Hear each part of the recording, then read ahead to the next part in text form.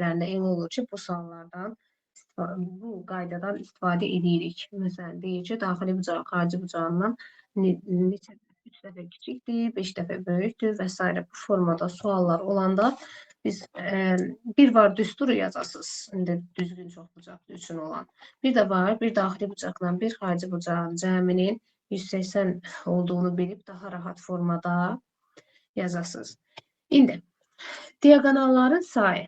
Birinci özünüz yadınıza salın. Görün həqiqətən də bilirsinizmi? Yoxsa hər hansı bir şey var mı? Qarışdırdığınız bir şey var mı? Diagonalların sayını bəzən parçaların sayını qarışdırmalar olur. Diagonalların sayı n vurulsun n çıxı 3 böl 2 ilə tapılır. Sonra bir təpədən çıxan diagonalların sayı. Diagonalların sayı. O da n çıxılsın 3 ilə tapılır. Uşaqlar, bunun səbəbi nədir? Yəni, mən bunu bir dənə çoxbucaqlı üzərində göstərmək istəyərəm. Tutaq ki, belə bir çoxbucaqlı götürdük. Bir təpədən çıxan diagonallar sayı. Uşaqlar, diagonallar qarşı təpə nöqtələri birləşdirmək üçündür. Niyə 3 çıxırıq? 3 səbəbi odur ki, baxın, bu nöqtənin bir burada, bir özündə, bir də böyle yanaşı, bax, bitişik, tərəfə bitişik nöqtələrdən diagonal keçirmək olmaz. Ona görə də n çıx 3-dən tapılır. 5 bucaqlı çəkdik. 5-dən 3 çıxanda 2 dənə diagonalımız bulunmuş oldu. Ona görədir. Sonra bir təpədən çıxan, bax, mütləq şəkildə bu düsturları bilmək lazımdır. Elə bir buraxılış olmayıb ki, orada çoxbucaqlılardan sual düşməyə. Mütləq şəkildə bu düsturları yaxşı bilin. Bir təpədən çıxan diagonalların sayı n çıxaq 2 ilə tapılır. Yəni, bir təpədən çıxan diagonalların sayı deməyək də biz onu silək. Bir təpədən çıxan diagonalların yaratdığı üçbucaqların sayı. Yaratdığı üçbucaqların, üçbucağı ilə işarə ilə göstərirəm. Üçbucaqların sayı n çıxaq 2. Yəni, həqiqətən də burada baxın, neçə dənə üçbucaq yaranıb? Fikir verin. Bir dənə burada, biri burada, biri isə burada. Bayrağın rəngləri oldu. Hə, 3 dənə, indi 5-dən də 2 çıxanda neçə dənə üçbucaq olmuş olacaq? 3 dənə üçbucaq olmuş olacaq. Əgər düsturlarda n çıx 3, n çıx 2 qarışdırsanız əgər, uşaqlar, bir dənə 5 bucaqlı çəkin, təsadüfi bir dənə sərgəsiz də ola bilər, fərq eləmir. Bir dənə 5 bucaqlı çəkin və üzərində diagonal, bir təpədən çıxan diagonalları və ya üçbucaqları sayını tapmaq üçün özünüzə düstur təyin edin. Tutaq ki, buradan siz 5 bucaqlını çəkdiniz, 3 dənə üçbucaq yarandığını gördünüz. Onda özünüzə təyin elədiniz ki, hə, demək ki, n çıx 2 imiş düstur. Artıq siz bu düsturu 18 bucaqlıya tətbiq edə bilərsiniz. 18 bucaqlını çəkmək olmaz axı. 5 bucaqlı çəkin, düsturu özünüzə təyin edin, gətirin, verilən sualda, verilən şərtə uyğun yazıb rahatlıqla cavabı tapa bilərsiniz. Diqqətli olaq, qarışdırmayaq. Qarışdırsanız da dedim, yəni nə üsuluna bu şəkildə çəkib baxa bilərsiniz. Sonra bizə nə lazımdır? Ən çox düzgün çoxbucaqlı lazımdır. Uşaqlar, düzgün çoxbucaqlı tez-tez üstündən keçməliyəm. Düzgün çoxbucaqlı deyəndə bütün tərəfləri bir dənə 6 bucaqlı çəkək. Bütün tərəfləri bir-birinə bərabər olan çoxbucaqlı başa düşülür. Ən çox 6 bucaqlı üzərində danışılır. Ona görə 6 bucaqlını çəkdim. Deməli, bir daxili bucağı tapanda, bir daxili bucaq 180 vurulsun. Bütün daxili bucaqların cəmi 180 vurulsun, n çıx 2 deyil. 180 vurulsun, n çıx 2 böl n. Düsturu ilə tapılacaq. Bir xarici bucağı, bayaq tapmışdıq. Bir xarici bucaq 360 böl n ilə tapılır. Sonra, bayaq dediyim kimi, bu tip düzgün çoxbucaqlarda bir daxili bucaq, bir xarici bucaqla bağlı suallar olur. Məsələn, sizə bir dənə nümunə demək istəyirəm. Nümunə. Bəzən şərtdə deyir ki, düzgün çoxbucaqlının bir daxili bucağı xarici bucağından daxili bucağı xarici bucağından 4 dəfə böyükdür. Bax, yazıram. Çoxbucaqlının, düzgün çoxbucaqlının, topluda var bu sualda. Düzgün çoxbucaqlının, əslində yazarsınız, rahatlıqla yazarsınız. Sadəcə mən bunu deməkdə məqsədim daha asan yolla yazasınız deyədir. Düzgün çoxbucaqlının bir daxili bucağı, yəni bir sözün bəzən heç kitablarda vermirlər. Deyir ki, daxili bucağı xarici bucağından, tələsi yazıram deyə biraz sərbəst ola bilər. Əsas orada başa düşək. Bir daxili bucağı xarici bucağından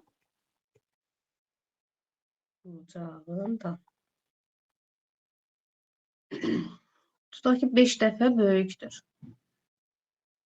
5 dəfə böyükdür. Daha sonra bunu deyəndən sonra deyir ki, çoxbucaqlının diaqonallarının sayını tap. Deyir ki, çoxbucaqlının diaqonallarının sayını tap. Belə sual olanda bəzən uşaqlar çox qarışdırır.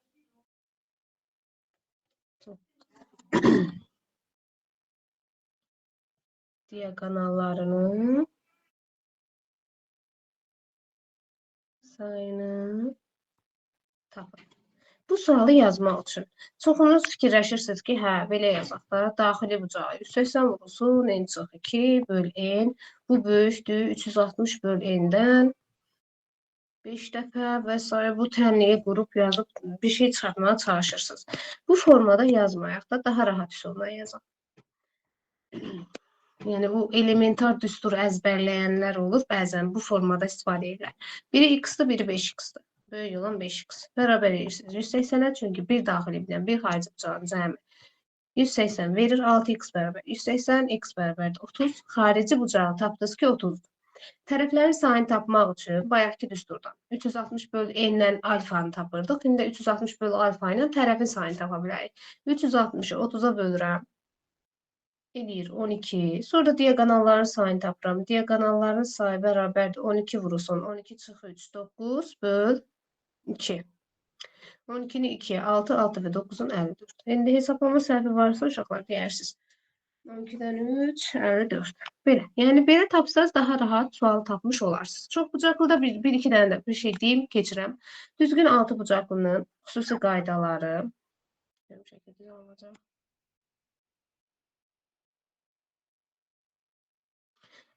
Düzgün çoxbucaqlının böyük diaqonalı 2 ilə tapılır. Yəni altıbucaqlının daha doğrusu sadəcə xüsusi olaraq altıbucaqlıya aiddir. Altıbucaqlı. Böyük diaqonalı 2 ilə tapılır. Kiçik diaqonalı. Bax, vacib suallardır. Kök qaydalardır. Yəni suallarda mütləq düşür. Kök altı 3A. D kiçikdə A kök altı 3 və ya kök altı 3 fərq eləmir.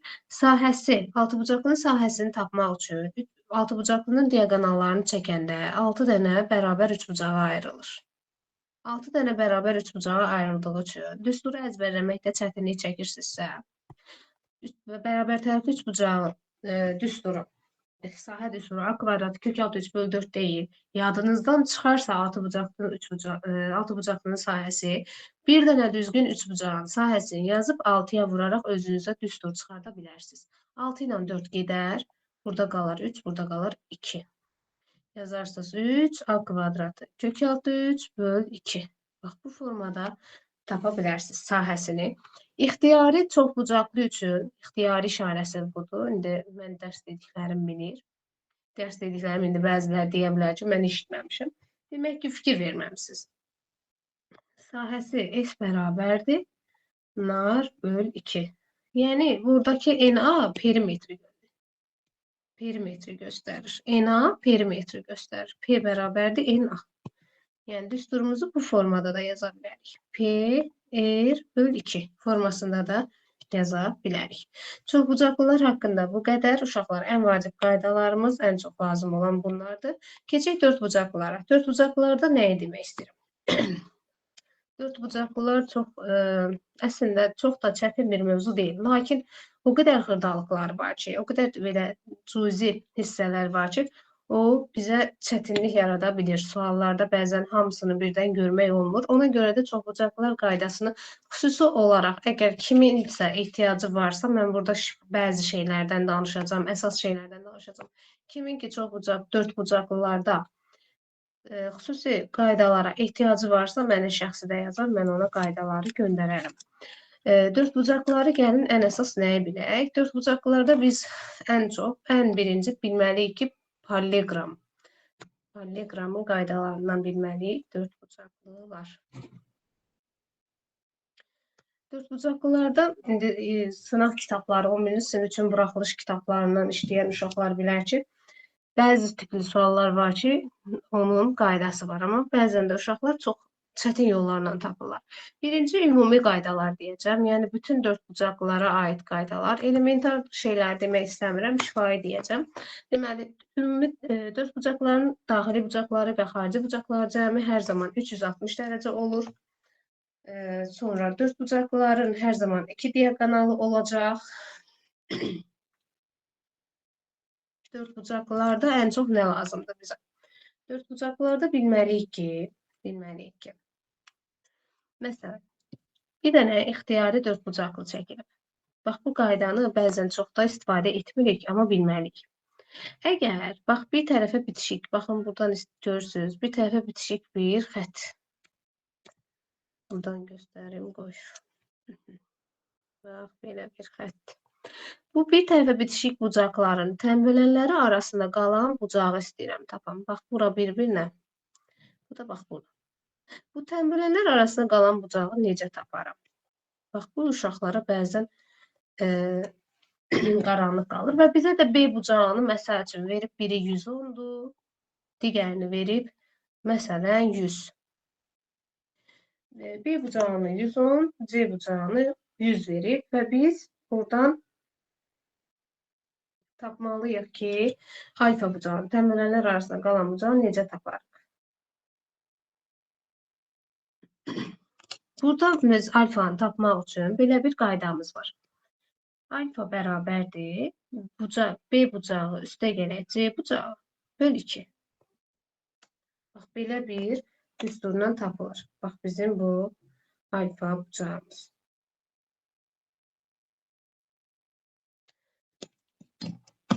Əgər qarşı tərəflərdən çıxıbsa, həmin ixtiyari dördbucaqlıda, mən buradan yazım ki, tutaq ki, AK adı bura. AK və DK tənbölən. Yəni, bəlli məsələdir ki, sonradan qoşulanlar da biləcək ki, tənbölənlər arasında qalan bucaqdan söhbət gedir. Bu da belə. Sonra, indi burada bir fərqli qayda da odur ki, qarşı bucaqların tənbölənlər arasında qalan bucaq. Tutaq ki, bax, buradan bir tənbölən çəkmişəm. Buradan da belə bir şey çəkək də. Bu elə çəkilməlidir ki, onlar arasında iti bucaq yaranır. Bax, buradakı iti bucağı tapmaq istəsəm, ixtiyari dördbucaqlara aid bir qaydadır. Burada qarşı bucaqların, yəni alfa bərabərdir A və C bucaqlarının fərqinin moduluna böl 2. Bax, bu düsturla tapılmış olur. Sonra, keçik dördbucaqlılarda ən çox nəyə rastlıq gəlinir? Dördbucaqlılarda biz bilməliyik ki, ən çox suallarımızda qarşımıza çıxan suallar paralleqrama aid olur və bizə demək olar ki, paralleqramdan sonra öyrənəcəyimiz bütün fiqurlarda paralleqramın növləri kimi olacaq. Sadəcə trapesiya fərqlidir. Paralleqramda iki qarşı tərəflər, uşaqlar, çoxsan şifahi deyəcəm, yadınıza düşsün, onsuz da bilirsiniz, sadə elementar şeyləri bilirsiniz. Paralleqramın qarşı bucaqları bir-birinə bərabər. Bir tərəfə bitişik bucaqların cəmi 180. Xüsusi olaraq bəzən uşaqların qarşıladığı bir şeylər var burada. Perimetr, yəni bunlara girməyə gərək yoxdur əslində. Amma suallarda da ən çox bundan düşür. Paralleqramda ən çox nə qarışdırır? Paralleqramın diaqonalları bəzən düşünürlər ki, tənböləndir. Xeyr, uşaqlar. Paralleqramda diaqonallar tənbölən deyil. Burada mən xüsusi olaraq yazacağım ki, diagonallar xüsusi olaraq tənbölən deyil. Xüsusi olaraq. Bəzən uşaqlar tutaq ki, buranı 130 tapıb, eləmi? Yəqin ki, bəzilərinizin başına gəlib. 130-dursa düşünür ki, 65-65 diagonal bunu yarıya bölür. Xeyr, uşaqlar yarıya bölmür. Çünki tənbölən deyil. Əgər tənbölən olarsa, o da romb olmuş olacaq deməli. Və suallarda bunu tətbiq edəndə diqqətli olaq. Tənbölən kimi götürüb sualı səhv yazmaq olar birdən. Səhv yazarsınız. İndi diagonalları bu formada D1-in kvadratı üstə gələk. Diagonallarla və tərəflərlə arasındakı məşhur düstur. D1-in kvadratı üstə D2-nin kvadratı bərabərdir 4 vurulsun. A kvadrat üstə gələk B kvadratı ilə tapılır. Bax, diagonallarla tərəflər arasında belə bir əlaqəmiz var. Diagonallar yarıya bölünəndə bərabər hissələrə ayrılır. BO OD-yə bərabərdir. AO da OC-yə bərabər olmuş olur. Və bu da bizim diagonal və tərəflər arasında əlaqə düsturumuzdur. Paralelogramın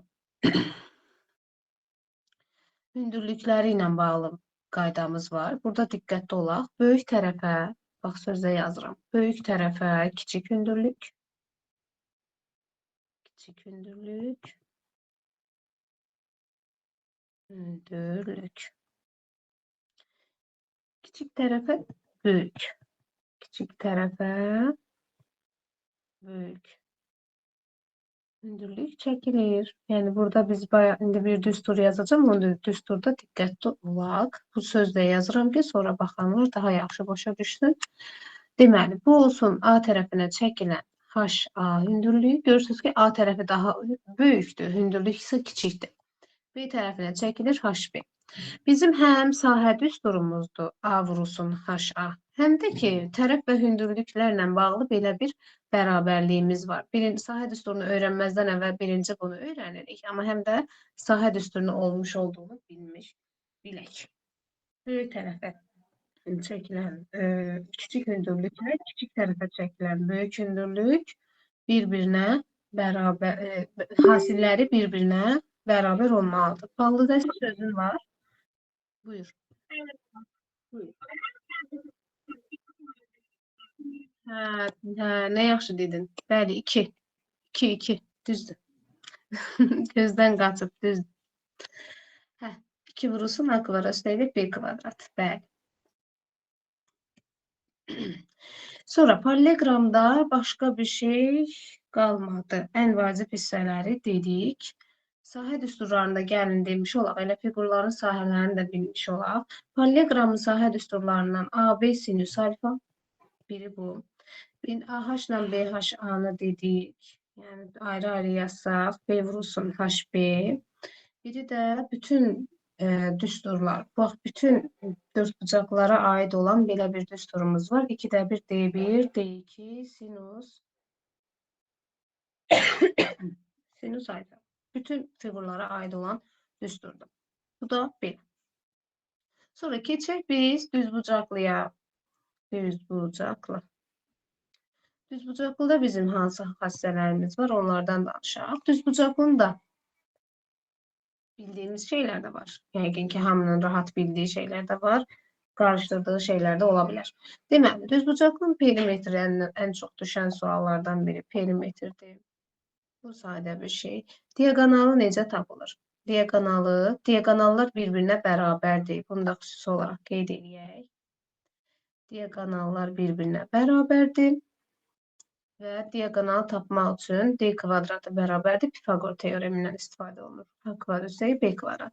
Burada da xüsusi olaraq qeyd etmək istəyirəm ki, uşaqlar, bəzən 90 dərəcə olduğu üçün düşünürsünüz ki, diagonalı çəkəndə 45-45 tənbölən olaraq yarıya bölünəcək və suallara tətbiq etməyə çalışıb həll eləmək istəyirsiniz. Xeyr, düzbucaqlının diagonalları perpendikulyar olmur.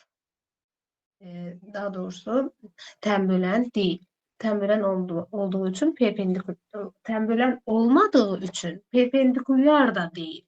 Diagonallar tənbölən deyil. Xüsusi olaraq uşaqlar tam beyninizə yeridən tənbölən deyil. Sualları həll etməyə çalışanda tənbölən olaraq düşünməyin.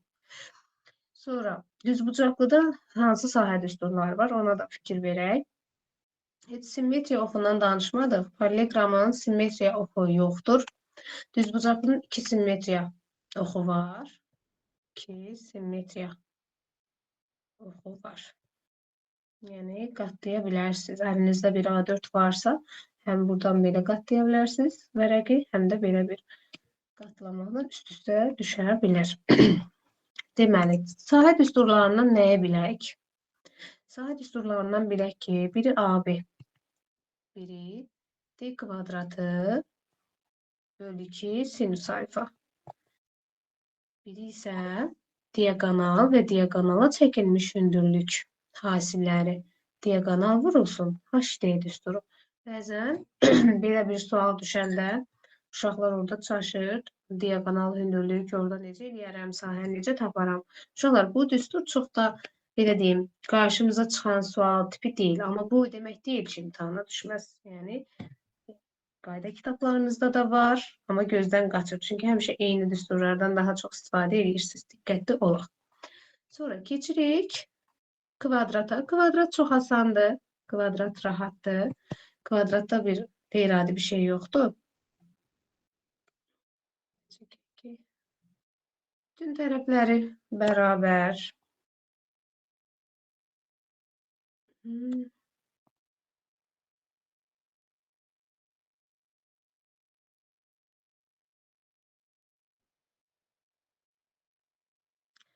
Üstü ilə yaxşı sözüm çəkim. Kvadratın bütün tərəfləri bərabər.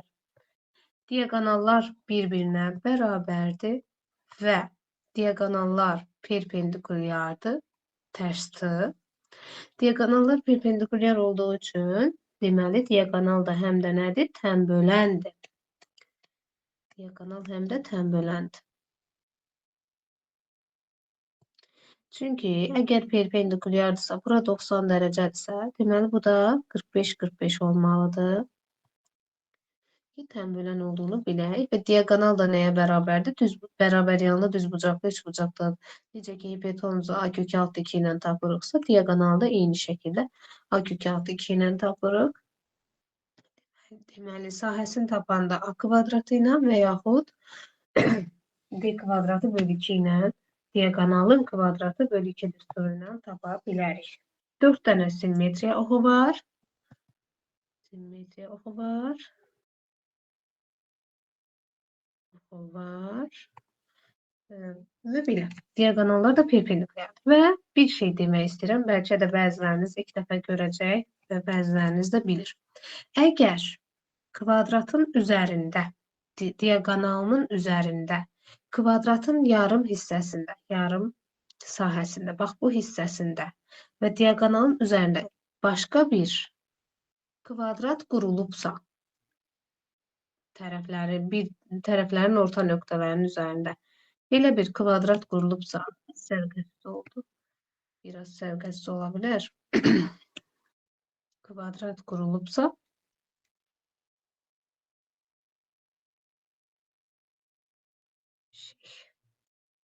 bu zaman diagonal uşaqlar 3 bərabər hissəyə bölünür. Onda D bərabərdir 3x. Diagonal 3 hissəyə bölünür. Və burada yaranan, bax burada yaranan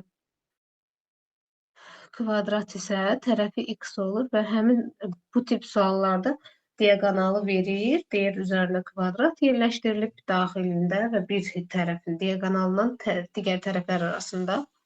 Onda diagonalı 3-ə bölürük.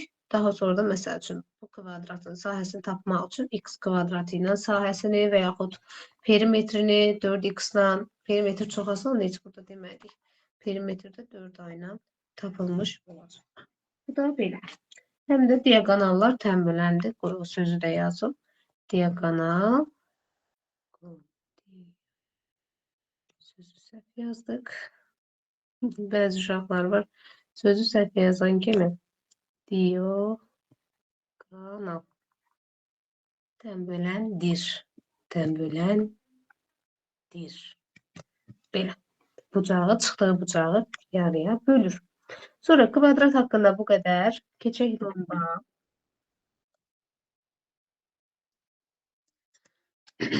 Rombda nəyə baxmalıyıq? Deməli, rombdan suallar düşəndə həmişə daha rahat olur insan. Bilmirəm sizdə necə? Elə fikirləşirsinizmi? Deməli, rombun bütün tərəfləri bərabərdir. Paralelogramda dediyimiz bütün xassələr burada da keçərlidir. Rombun diagonalları, yəni diagonallar kəsişir, yarıya bölünür. Sonra bir tərəfə bitişik bucaqların cəmi hər zaman 180 dərəcə olur. Bu paralelogramda dediyimiz bütün xassələr uyur. Sadəcə bəzi xassələr ki, fərqlidir. Onları da mən indi deyəcəm. Deməli, diagonalları tənbələndi.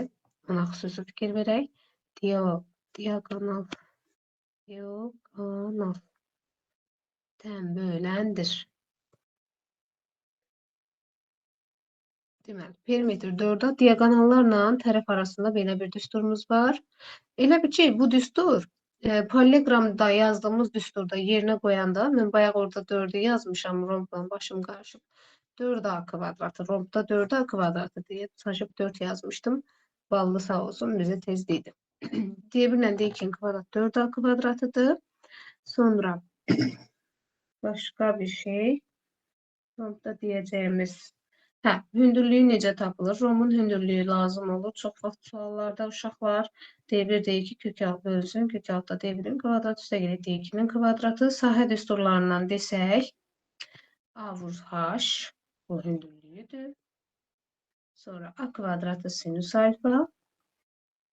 Bir də D1, D2 böl 2 diagonalların hasinin yarısına bərabərdir. Belə bir rombla bağlı suallarımız ola bilər. Trapesiya. Trapesiya məşhurdur. Elə bir buraxılış ili olmayıb ki, trapesiyadan düşməsin. Hətta keçən il idimi, yoxsa ondan əvvəlki il idimi ki, trapesiyanın orta xətti ilə bağlı çox sadə 11-ci sinif buraxılışına düşən sual var idi.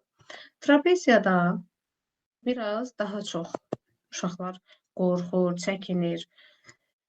Trapesiyanın xassələri tətbiq edəndən sonra qorxmalı bir şey yoxdur uşaqlar. Trapesiyanın oturacaqları A ilə B, yan tərəfləri C-dir. Müxtəlif olarsa C ilə D kimi qeyd edə bilərik. Ən çox bizə bərabər yanlı düşür. Bir də orta xəttin nə olduğunu bilməliyik ki, orta xətt oturacaqların cəminin yarısına bərabərdir. Sonra diagonallar bizə ən çox vacib nədir? Diagonallar kəsişdikdə, bax bu suallar bəzən uşaqlar həmişə tək bir-iki dənə vacib şeylər var ki, bunları bilirlər. Bizə bəzən bax bu hissəni soruşur. Diagonalların hər iki diagonal kəsişəndə orta xəttdə o kəsişmə diagonalla kəsişmə nöqtələri arasındakı məsafə. Tutaq ki, bax bu FK-nı soruşur. Həmin o FK-nı tapmaq üçün uşaqlar çox asandır qaydası. B çıxılsın A bölünsün 2 düsturu ilə tapılır. Plus da bir başqa bir düsturumuz var. Onu da bir başqa rənglə qeyd edeyim. Deməli, kəsişmə nöqtəsindən keçən bir düstur. Düz xəttin tapılma düsturunu. Riskə gedib soruşmaq istəyirəm. Görəsən bu düsturu kimsə bilirmi? Kim ürəklidir, danışmaq istəyər. Əslində mən demişəm, bəli. Uşaqlar həmişə demişəm ki, rahat olun da, yəni sizdən isə soruşmayacağım.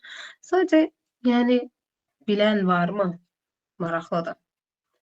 Tutaq ki, bura PQ hissəsi, PQ.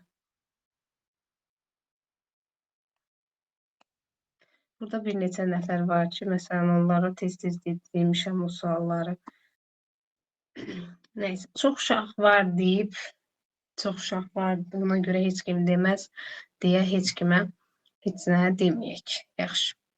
PQ məsafəsini tapmaq üçün 2AB bölünsün A plus B düsturundan istifadə olunur. Uşaqlar, çox nadir hallarda qarşımıza çıxır.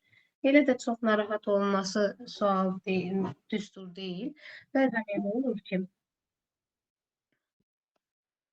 olur ki, çətin görünür uşaqların gözündə və bunu yadda saxlamaq hamısını birdən görürlər. Bu qaydaların hamısını birdən yazıram. Uşaqlar düşünür ki, ayda imtahana gedirik, daha çox stresslənirlər, daha çox ayala mən bunları bilmirəm, bunları necə eləyəcəm, hamısını necə yadda saxlayayım. Belə stresə düşməyin. İmtahana gedəndə onsuz da onlar yavaş-yavaş yadınıza düşəcək. Sadəcə 17 gününüz var. Sadəcə çalışın. Hardakı daha çox qarışdırırsınız, hardakı daha çox probleminiz var, onları özünüz dəftərdə, A4-də xüsusi olaraq qeydlər apararaq hər gün təkrarlaya bilərsiniz. Yəni belə şeylərdən qorxmayın. Qorxaraq əlinizə heç nə keçməyəcək. Əksinə daha çox çalışın ki, daha çox qorxmaq əvəzinə daha çox çalışın, daha çox, yəni tək riyaziyyat yox, bütün fənləriniz üzərində işləyin. Yoxsa stresə düşüm, fikrə gedim, fikir çəkim, dərd çəkim. Bunlar sizə heç də 1 bal da verməyəcək. Əksinə 10 bal, 20 bal, 100 bal aşağı salacaq. Ona görə o stresdən kənara keçin. O Allah əziyyətinizin qarşılığını verəcək. Ona görə oturun hər gün sistemli şəkildə dərslərinizə başlayın. Dərslərinizi təkrarlayın, oxuyun. Tək söhbət riyaziyyatdan keçmir. Ən çox bərabəryanlı trapesiyadan danışaq uşaqlar. Bərabəryanlı trapesiyada bir də trapesiyada lazım olan bəzi xətlər var ki, uşaqlar o xətləri çəkmək yadlarına düşmür. Son vaxtlar yazdırdığım sınaqlarda da onu görürəm. Trapesiyada bəzən elə olur ki, bax belə bir, məsəl üçün, bu hissəni verir, bu hissəni verir, bu hissəni verir, tutaq ki. Qoy bu A-nı bu tərəfdən qeyd edək. Bir dəqiqə gözləyin, mən onu kitabdan sizə yazım ki, daha yaxşı biləsiniz. Sualım, maraqlı sualdır. Bir dənə sualım var. Mən onu yazım ki, siz onu daha yaxşı başa düşəsiniz. Səbirli olaq.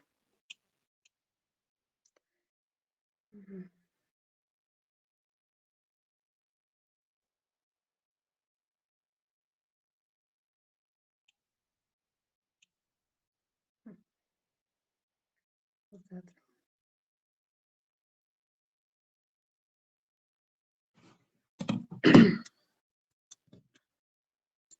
Bir dənə trapesiya sualı var idi. Çox rahat sual idi. Sadəcə bir xətti çəkə bilmədiyimiz üçün, o xətti çəkmək yaddan çıxdığı üçün uşaqlar o sualı yaza bilmir. İndi o sualı bir dəqiqə mən açım. Baxaq.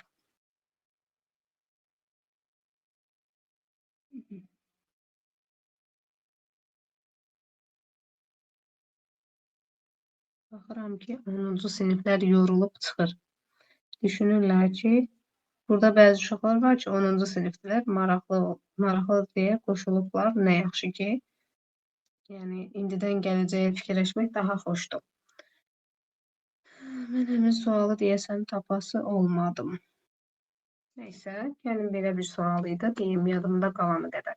Bax, bu hissə 8 idi. Bu hissə 5 idi, bu hissə də 3 idi və bizdən bu hissəni soruşurdu. Uşaqlar, yəni digər yan tərəfi soruşurdu. Buradan biz nə etməliyik? Buradan biz, bax, buradan paralel düz xətt çəkməliyik. Və bu hissə 5 olduğu üçün, paralleloqram yarandığı üçün bura oldu 5. Tərəf də bütöv 8-də axı. 8-dən 5 çıxanda. Bura 3-dürsə, paralleloqramın qarşı tərəfləri bərabərdir. Onda burada olurmu 5? İndi burada bizə hər hansı bir bucaq da verilmişdi. Deyəsən, bu bucağı 120 dərəcə vermişdi. İndi bu paralleloqramın qarşı bucaqları bərabərdir. Burada 120-dir. 120-nin qonşusu 60-dırsa, onda biz avtomatik bəllidir ki, bizə bura 60-dır, həm də bərabər yanlıdır deyə 60-60 deməli burada 5-dir. Və yaxud tutaq ki, heç 60 deyil, 150-dir. Mən yan tərəfi necə tapardım? Yan tərəfi necə taparım? 150-dirsə, 150-dirsə, bura 150-dirsə, burada 150-dir və bura 30-dur. Mən x tərəfini necə taparım? Üçbucaq yaranır burada. Üçbucaq yarandığı üçün kosinuslar teoremini tətbiq eləyərəm və yaxud 30-dursa, 150, bura olur 75, burada olur 75. Kosinuslar teoremini tətbiq eləyərək sualı tapa bilərəm. Kosinuslar teoremimizdə keçən səfərdən dərsdə demişdik, a kvadratı bərabərdir b kvadrat üstəlik c kvadrata çıxılsın 2bc kosinus alfa ilə tapmış olaraq. Bu da belə. İndi yerinə də qoyub rahatlıqla cavabı tapa bilərsiniz. Cavab indi qəribə alına bilər, çünki dərəcəni mən özüm verdim. Bu formada rahatlıqla tapma olar. Yəni, o xətti çəkməsəyiz, ağlınıza gəlməz. Sonra, trapesiyada, bərabəryanlı trapesiyada əgər bura A, bura B-dirsə, Mən hündürlükləri çəkəndə yan tərəflər bərabərdirsə, hündürlükləri çəkirəm. Bax, bu hissə, aşağı hissə olur A. Onda kənarda qalan hissələr olur 2 dənədir deyə B çıxa böl 2. B çıxa böl 2 və hündürlük olduğu üçün düzbucaqlı üçbucağın Pifaqor teoremi tətbiq edərək yan tərəflərlə bağlı bütün sualları tapa bilərsiniz. Sonra düzbucaqlı trapesiyan da deyim ümumi bir xassiyə kimi. Sonra isə nə deyəcəm? Onu deyim. Deməli, ABCD düzbucaqlı üçbucaqdır. Mən burada hündürlüyü çəksəm yenə bayaq kimi. Bura A-dırsa, burada A olur, onda bu isə B çıxar A olur. Və yan tərəfdə bizim hündürlüyümüz olmuş olacaq. Bura hündürlükdürsə, bu da hündürlükdür. Və yenə Pifaqor teoremini tətbiq edərək düzbucaqlı trapez üzərində suallarınızı yaza bilərsiniz. Bəzən belə bir sual olur. Deyir ki, trapeziyanın diagonalları perpendikulyardır. Belə bir sual olur. Deyir ki, trapeziyanın diagonalları perpendikulyardır. Sonra deyir ki, tərəfi də, məsəl üçün, bura 10-dur, burada 24. Bizə də deyir ki, hündürlüyü tap. Həm də sahəni tap. Biz də deyirik ki, yəni tərəf nə olsun ki, diagonallar perpendikulyardır. Eləmi? Diagonallar perpendikulyardır. Biz bunu necə taparıq? Düşünürsünüz bəlkə də. Çoxunuz deyir ki, hə, mən bunu necə tapım? Çox maraqlıdır. Necə olacaq görəsən? Deməli, bunu D1, D2 şərtdə də deyir ki, D1 ilə D2 perpendikulyardır. Uşaqlar, trapeziyanın diagonalları perpendikulyar olarsa, demək ki, D1 perpendikulyar D2 olarsa, yadınızda saxlayın. M orta xətt hündürlüyə bərabər olur. Və sahəni də tapmaq istəyirəmsə, orta xətt hündürlüyə bərabər olduğu üçün sahəyə olacaq ya m kvadratı, ya da olacaq h kvadrat. Yəni, orta xətti tapıramsa, 24 plus 10 böl 2. 17-dirsə, böl 2. Deməli, hündürlük də 17-dir. Biz də bilirik ki, sahəmizdə m vur h ilə tapılır. MH, yəni orta xətt vur hündürlük. O da 17 vur 17, 289 olmuş olacaq. Yəni, bu formada diagonallar perpendikulyar olarsa, xüsusi olaraq deyirəm, diagonallar perpendikulyar olarsa, orta xətt hündürlüyə bərabər olur. Vacib olur, çox rahat sualdır. Məsələn, belə bir sual düşsə, heç 10 saniyəyə vaxtınızı almaz. Amma əgər qaydanı bilmirsinizsə, dəqiqələrlə, yarım saat belə bəlkə də fikirləşsəniz də yaza bilməyəcəksiniz. Çünki qaydanı bilmək lazımdır. Sonra, bəzən ehtiyac olur ki, trapeziyadan da artıq yekunlaşıram. İstədim özüm biraz dörd bucaqlar, çox bucaqlar üzərində çox dayanım. Çünki vacib olur bu mövzuya aid sual. Uşaqların ən çox çətinlik çəkdiyi bu mövzular olur.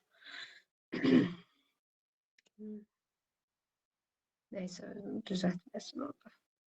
Belə. Əgər, bu da yaxşı olmadı. Belə bir trapeziyamız var. Bəzən deyir ki, diagonal